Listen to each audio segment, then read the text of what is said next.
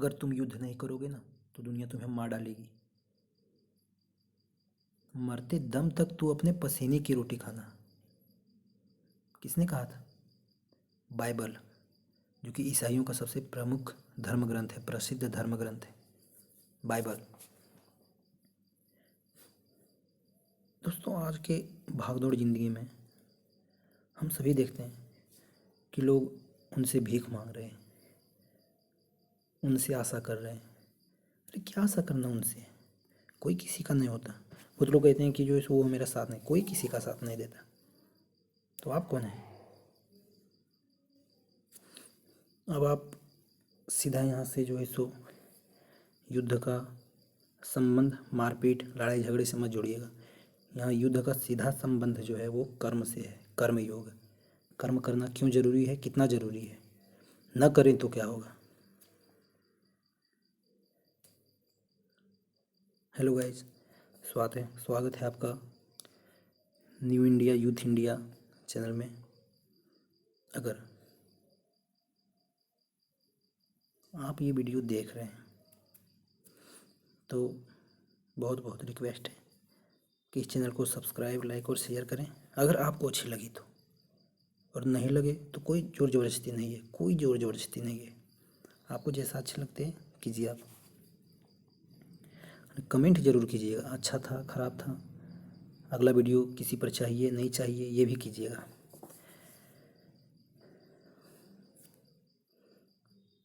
तो finally guys, हम ये देखते हैं कि कर्म इतना ज़रूरी क्यों है।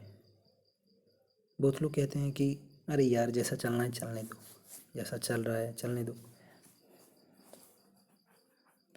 और बाद में जब खुद धोखा खाते हैं तो पता चलता है कि नहीं, ये तो करना चाहिए था पहले। तो यार, हम अभी से ही क्यों ना समझ जाएं। 18-19 साल की उम्र में एक लड़का फांसी के फंदे को चूम रहा था। मतलब समझ सकते हो आप। देखिए, शहीद आजम भगत सिंह, मतलब इस बंदे को यार सैल्यूट है। सैल्यूट तो खैर छोटी सी हो गई, मतलब इससे बड़ी, सबसे बड़ी चीज़ जो है वो इस बंदे को चाहिए।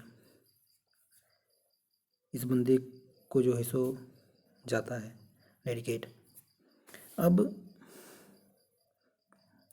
ये भगत सिंह जो है यार, इन्हें कौन नहीं जानता। और अगर आप इंडिया में रह के, हालांकि इन्हें तो पूरा दुनिया जानती है, मगर आप इंडिया में रह के इनके बारे में नहीं जानते हो तो आपको इंडिया में रहने का हक, कोई अधिकार है ही नहीं।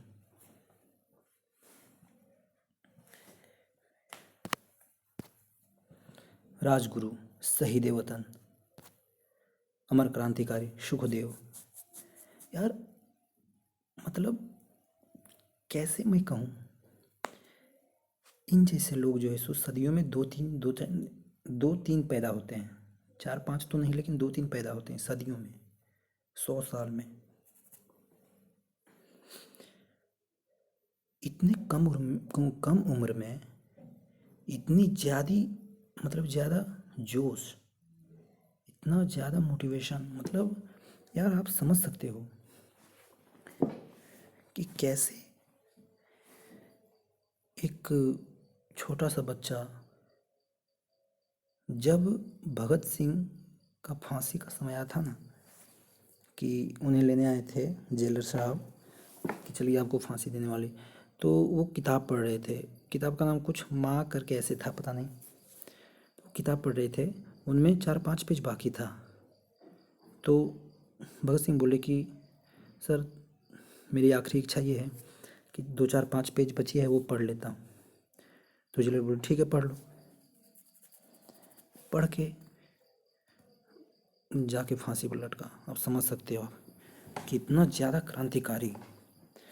और आज की युवा देखिए, अरे भाग रहा है इधर, गर्लफ्रेंड बॉयफ्रेंड इसी में जो है सो चक्कर में पल रहा है, अभी तक जो है सो पड़ा हुआ है। बाद में टाइम निकल जाता है तो उसे फील होता है कि यार मैं तो बहुत गलत स्थिति में। नहीं दोस्तों, स्थिति कोई ख़राब नहीं होती, आपको उसे निपटना पड़ेगा। कहते हैं ना कि जो होता है अच्छे के लिए होता है। आपको जो है सो उससे निपटना पड़ेगा। भगवान श्री कृष्ण क्या कहते हैं कि कर्म तुम करो या ना करो, लेकिन तुम्हें उसका प्रायश्चित करना पड़ेगा। और इसके मत में वो अनुमोदन नहीं करते, लेकिन वो कहते हैं कि यदि कोई नियत कर्मों को न करके भी भगवान की दिव्य सेवा करता है तो वह उस मार्ग में जो कुछ भी उन्नति करता है उसे भगवान स्वीकार कर लेते हैं।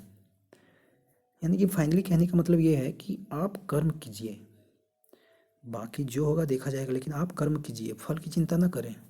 आप कर्म कीजिए, फल निश्चय ही सकारात्मक आएगी। तो गाइस, यही थी वीडियो। और कैसी लगी वीडियो आप कमेंट में ज़रूर बताएं, शेयर करें, सब्सक्राइब करें अगर आपको अच्छी लगी तो। और अगली वीडियो किस चीज़ पर चाहते हैं ये भी बताएं। Thank you. Signing all, Karan wishing.